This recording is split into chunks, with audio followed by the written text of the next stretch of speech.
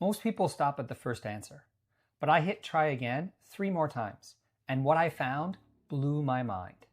If you're using ChatGPT like Google, you're leaving gold on the table. I work with a lot of teachers and students using AI, and 9 times out of 10 they do this. 1 question, 1 answer, done. But generative AI doesn't work like a search engine. It's a conversation partner. And if you stop at the first reply, you're missing everything. Let me show you what I mean. I asked ChatGPT to plan a lesson for mixed-level ESL students on climate change. Let's take a look. So here's my prompt. Plan a 50-minute lesson for my mixed-level EFL students, university students, centered around speaking on the topic of climate change. Let's see what ChatGPT comes up with.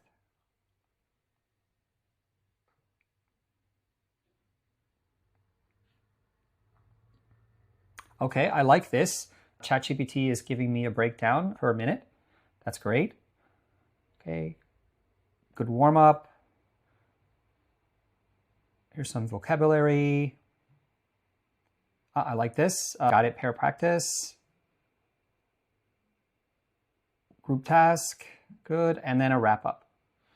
Not a bad lesson plan. Let's see if we can make it a little better. So let's try again. This time we're going to use the try again button, which used to be called the regenerate button. So you can find that down here, right at the bottom.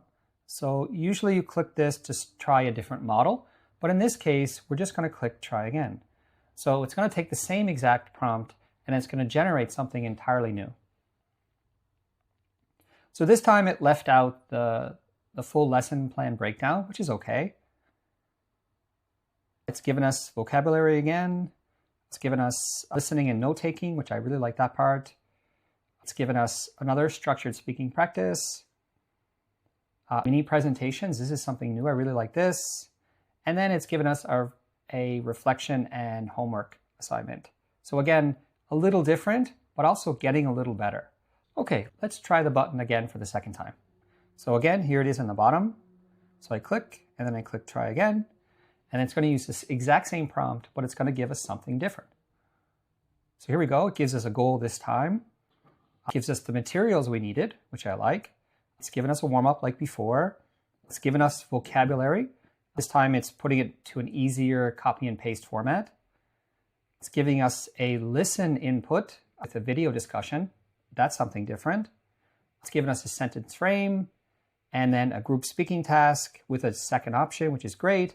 And then a class poll and something that students can share.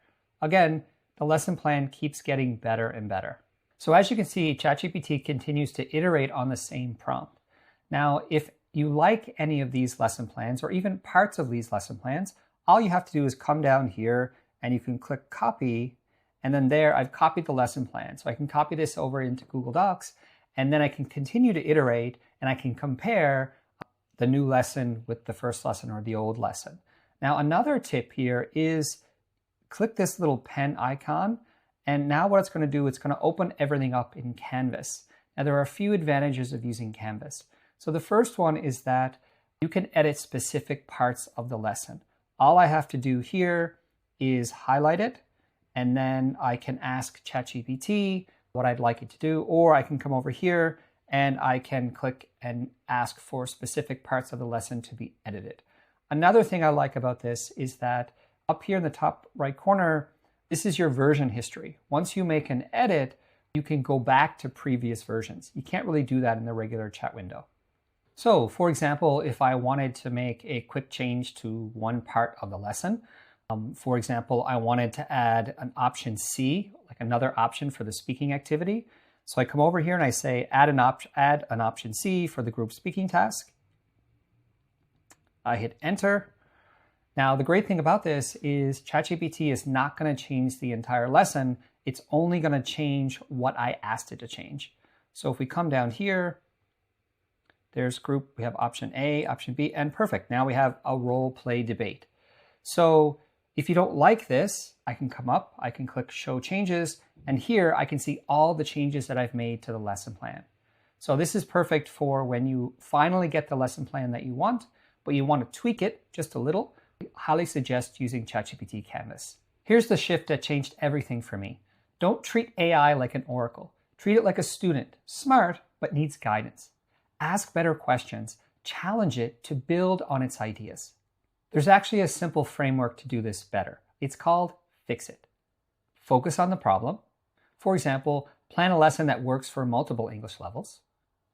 Ideate slowly first. Jot 2 ideas before using ChatGPT. Expand the context. Tell ChatGPT your students' ages, struggles, and needs. Interact iteratively. Use try again, refine, go deeper. And finally, team incubation. Share with a colleague or class assistant to test. The biggest win? Hitting try again isn't lazy, it's creative. It's how we find the outlier ideas. ChatGPT didn't fail you, you just stopped too soon. Creativity doesn't show up in the first draft, it lives in the 4th answer. Use the try again button like it's your secret weapon, because it is. Here's your challenge. Go back to your last prompt, hit try again 3 times, then drop in the comments which one was best. I'd love to hear what you come up with.